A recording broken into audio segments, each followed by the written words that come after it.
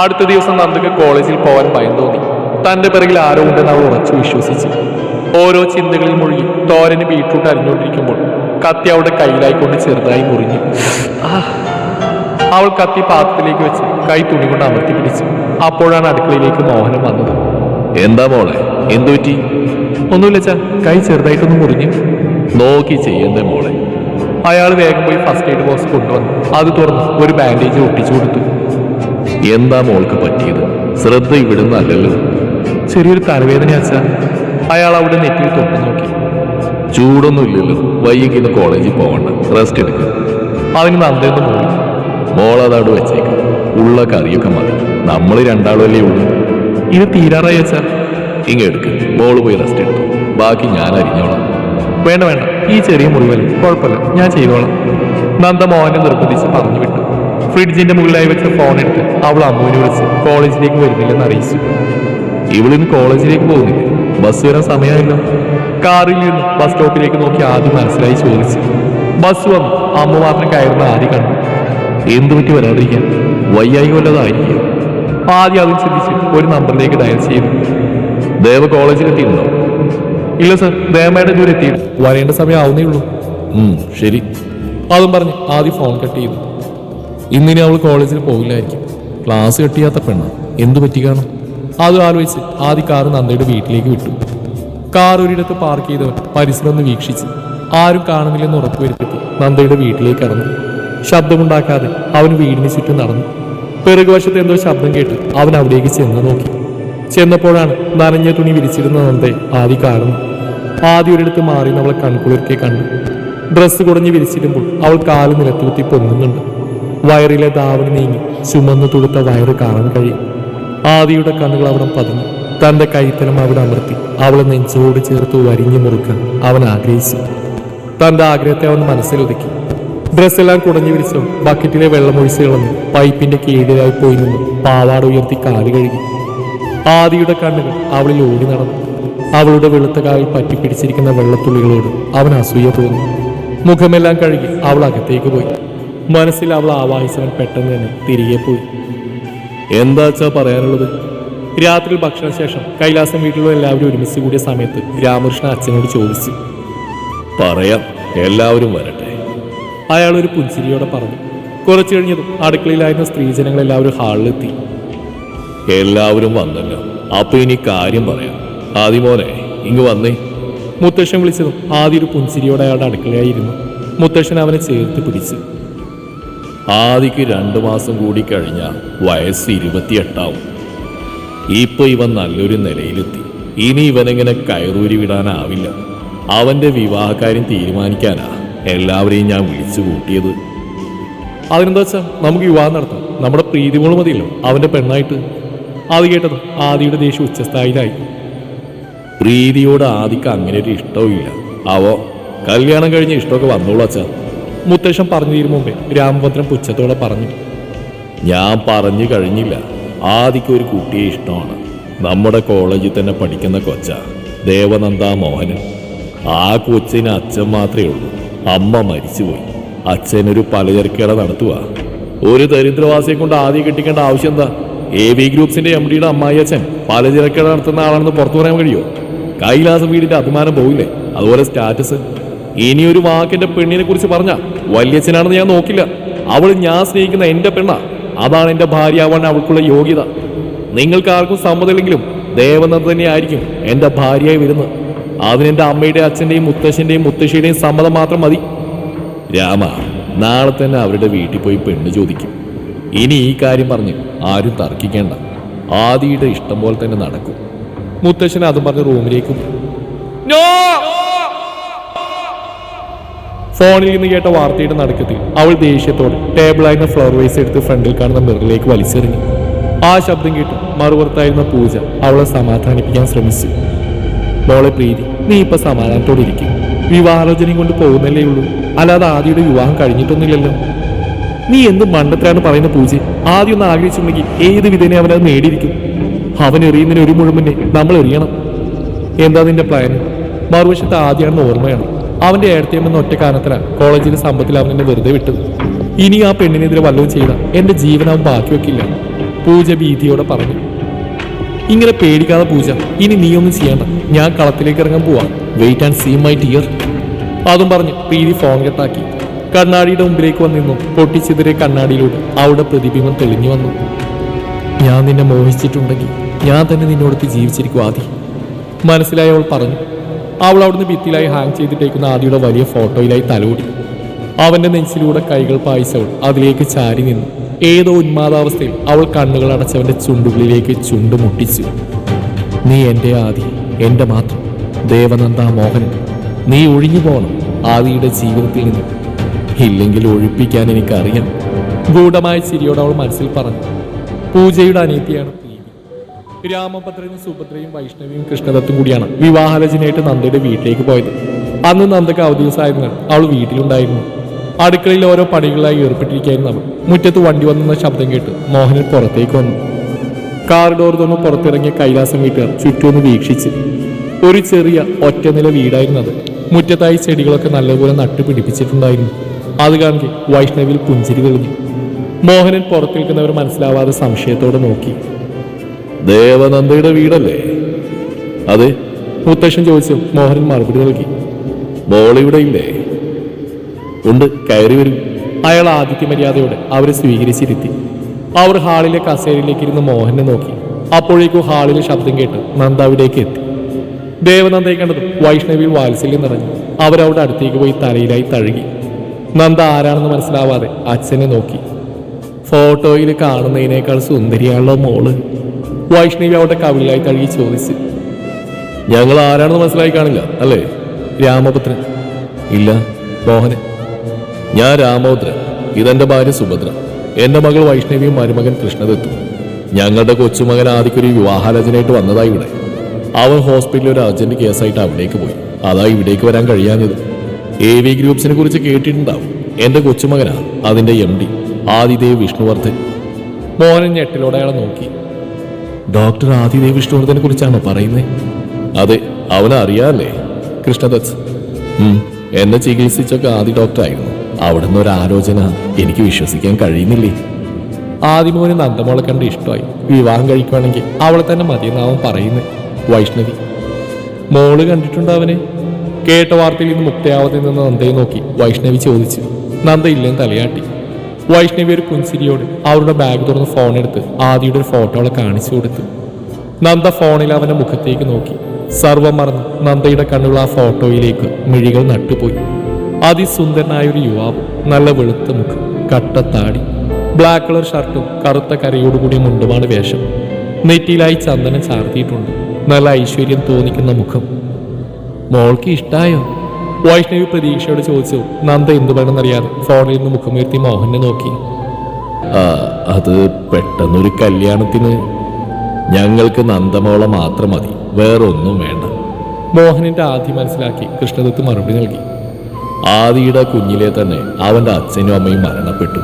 പിന്നീട് അവനെ വളർത്തിയത് ദത്തും വൈഷ്ണവിയും കൂടിയാ. മുത്തശ്ശൻ പറഞ്ഞതും ആദികൾക്ക് തന്നെ നെഞ്ചിലേക്ക് ഒരു വേദന പടരുന്നതായി നന്ദ മനസ്സിലാക്കി. ആദിയുടെ ജാതകപ്രകാരം 1 മാസത്തിനുള്ളിൽ വിവാഹം വേണമെന്നാ. നിങ്ങൾ ഒന്നോർത്ത് പേടിക്കണ്ട, എല്ലാം ഞങ്ങൾ നോക്കിക്കോളാം. നിങ്ങളുടെ തീരുമാനം മാത്രം അറിഞ്ഞാൽ മതി. മോളിപ്പോ പഠിച്ചുകൊണ്ടിരിക്കുക, BCom ഫസ്റ്റ് ഇയർ ആയതേ ഉള്ളൂ. കല്യാണശേഷം അവിടെ പഠിപ്പൊക്കെ. മോഹനന്റെ പേടി ഒരു അച്ഛൻ എന്ന നിലയിൽ എനിക്ക് മനസ്സിലാവും. ഒരു പെൺകുട്ടിക്ക് ഇന്നത്തെ കാലത്ത് ഏറ്റവും ആവശ്യം വിദ്യാഭ്യാസമാണ്. കല്യാണം കഴിഞ്ഞാലും നന്ദ ആഗ്രഹിക്കുന്ന പോലെ എത്ര നാൾ വേണമെങ്കിലും പഠിക്കാം. അതിനാദ്യം ഞങ്ങൾ എതിര് നിൽക്കില്ല. കൃഷ്ണദത്തിന് മറുപടിയായിട്ട് ചിരിച്ചു. നിങ്ങൾ അച്ഛനും മോളും കൂടി ആലോചിച്ച് തീരുമാനം വിളിച്ചറിയിച്ചാൽ മതി. ശരി, എന്നാ ഞങ്ങൾ ഇറങ്ങട്ടെ. ഒന്നും കുടിക്കാതെ മോളെ നന്ദ, ഇവർ കുടിക്കാനെന്തിനെടുക്കുക? ഇപ്പൊ ഒന്നും വേണ്ട, പിന്നീട് ഒരിക്കലാവും. ഒരു പോസിറ്റീവ് മറുപടി നിങ്ങൾ ഇപ്പൊ പ്രതീക്ഷിക്കുന്നുണ്ടേ. നിങ്ങളുടെ മറുപടി ഈ നമ്പറിൽ വിളിച്ച് പറഞ്ഞാൽ മതി. അതും പറഞ്ഞ് മുത്തശ്ശന് കാർഡ് മോഹൻ നൽകി.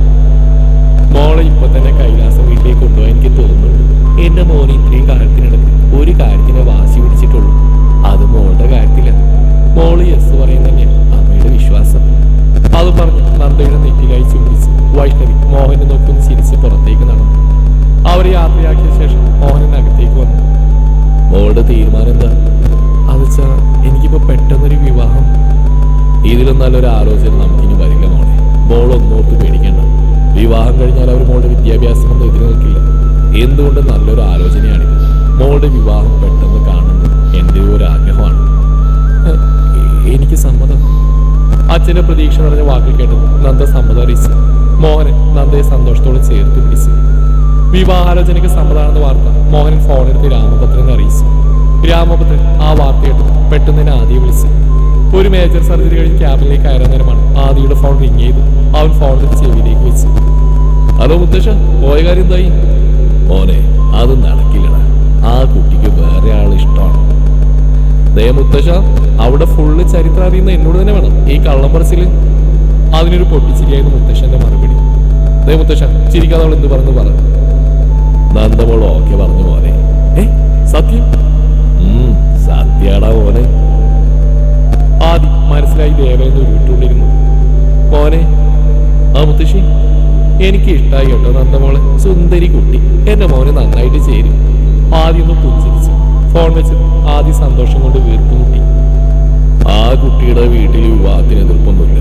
അതുകൊണ്ട് വിവാഹം ഉടനെ നടത്തിയേക്കാം. ഇനി വൈകിപ്പിക്കേണ്ട കാര്യമില്ല. എന്താ അങ്ങനെ പോലെ തത്ത? കുടുംബക്കാരെല്ലാവരും രാത്രി ഹാളെ ഒത്തുകൂടിയത് മുത്തശ്ശൻ വിവാഹക്കാരെ അവതരിപ്പിച്ചു. ആദ്യം ആ സമയം ഇല്ലായിരുന്നു. പുളിങ്കൊമ്പല്ലേ കിട്ടിയേക്കുന്നേ, ആരെങ്കിലും എതിർക്കുവോ? രാധിക ഒരു പുച്ഛത്തോടെ പറഞ്ഞു. മുത്തശ്ശൻ അവരെ തറപ്പിച്ച് നോക്കിയത് രാധിക തലതാഴ്ത്തി. പെട്ടെന്ന് നടത്താ സർ, ദത്തൻ മറുപടി നൽകി.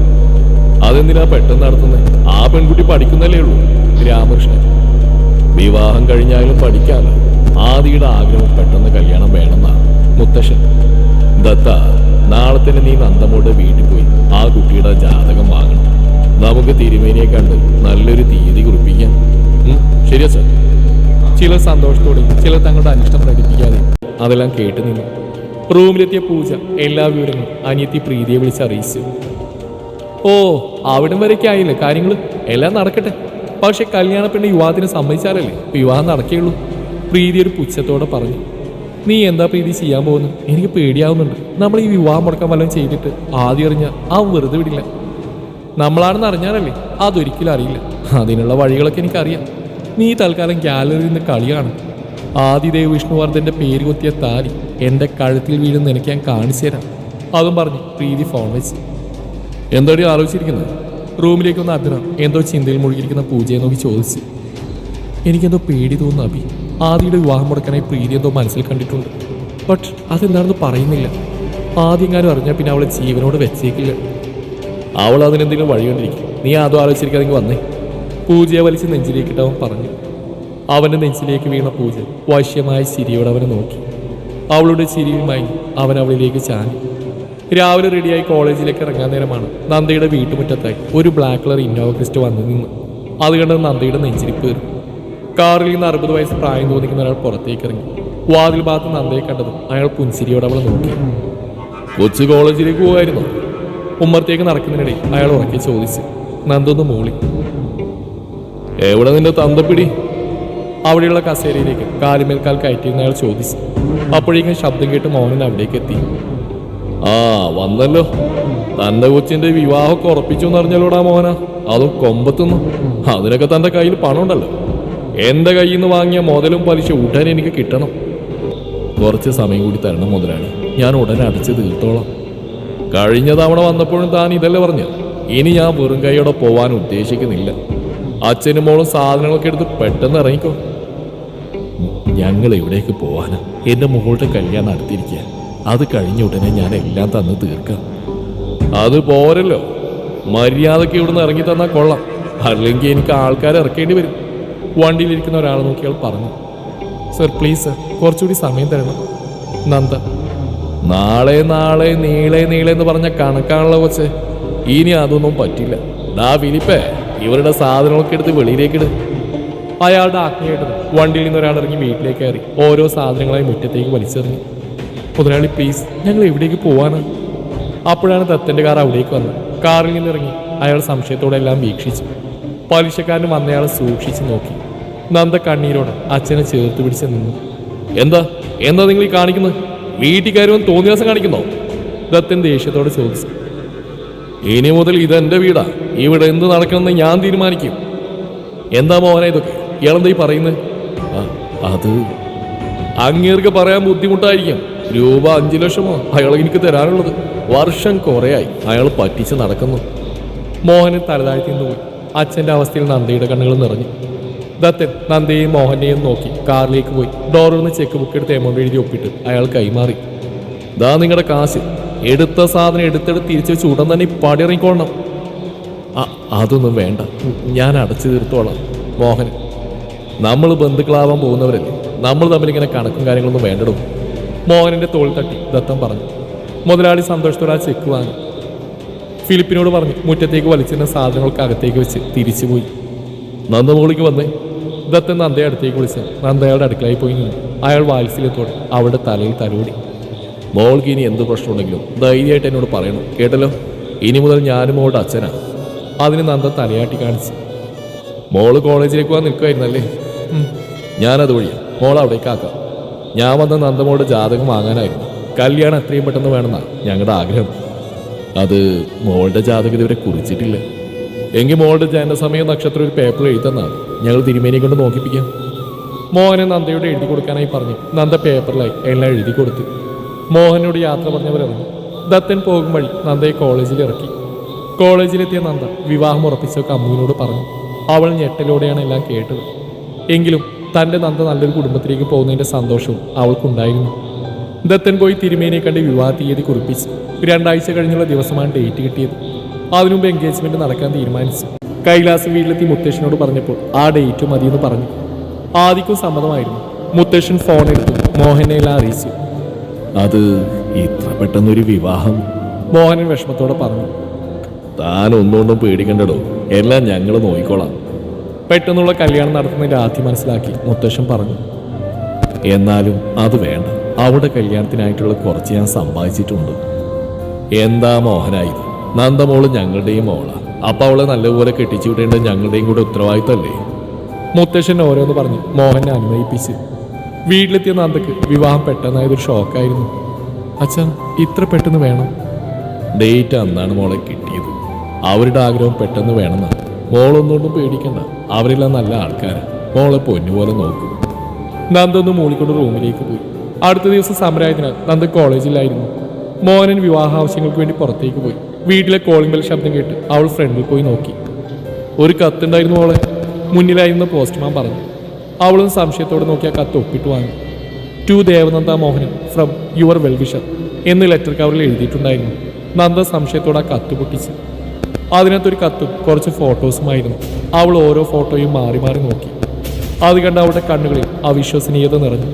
പ്രിയയുടെയും ആദിയുടെയും ഫോട്ടോസായിരുന്നു അതിൽ മുഴുവൻ. പരസ്പരം കെട്ടിപ്പുണർന്ന് നിൽക്കുന്ന ചുംബിക്കുന്നതുമായ ഫോട്ടോസ്. കൂടെ ഒരു പേപ്പർ കട്ടിങ് ഉണ്ടായിരുന്നു. ഹോട്ടലിലെ റേഡിയോയിൽ നിന്ന് പിടിച്ച പ്രിയയുടെ വാർത്തയായിരുന്നു അതിൽ. ഇത് ഡോക്ടർ ഇവിടെ ഒന്ന് ഹോസ്പിറ്റലിൽ വെച്ചേണ്ട പെൺകുട്ടിയല്ലേ? ഛേ, ഡോക്ടർ ഇതൊക്കെ വൃത്തികെട്ടനായിരുന്നു.